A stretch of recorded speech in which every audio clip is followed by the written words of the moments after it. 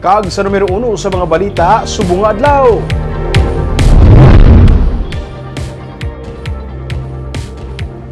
Malapit na sa 200 ka mga grass fire na nagluntad sa Bacolod City hubaling bulan sang Enero. Solusyon sa Bureau of Fire Protection nga controlled burning o kung hungod na lang ang pangtutdan ang mga kahilamunan nga napabayan. Yaring report ni Nico Delfin. Ining drone video sang grass fire sa reclamation area kahapon, kundi makita mga nagapuog nga aso nga naglabot sa mga malapit nga commercial establishment sa downtown area sang Bacolod. Sang inila nga udto liwat nga nagpuog ang aso sa Bredco Port, sang isa naman ka grass fire ang nagluntad.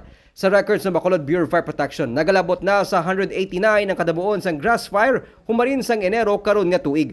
Gani agud mapaiway ang mga grass fire incident. Gasarang pamakalit sa propiedad kung hindi matatapan, ginduso karon ni City Fire Marshal Fire Chief Superintendent Stephen Hardelesa ang controlled burning. Gasarang nila ipatuman santo sa hinyo sa mga kabaranggayan.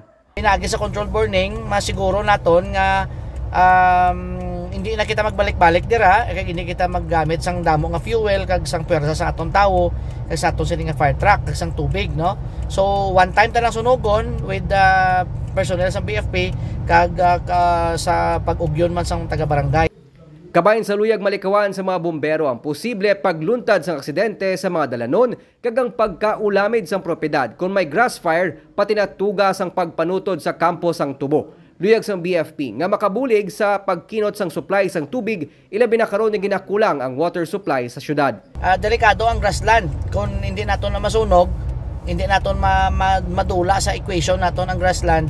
Kag kumasunog siya, may tendency nga mag-transfer gyapon sa panimalay kag amo na gani no nga nagausik kita sa aton sining resources, fuel, pwersa sa aton tawo kag ang aton sining tubig. Pinagi sa pamatay sang grass fire nga kung sa tion sang structural magdungan sila, mabudlayan kita or naganubo ang aton kapasidad kag ang aton efficiency sa pagresponde sa mga structural and destructive fires.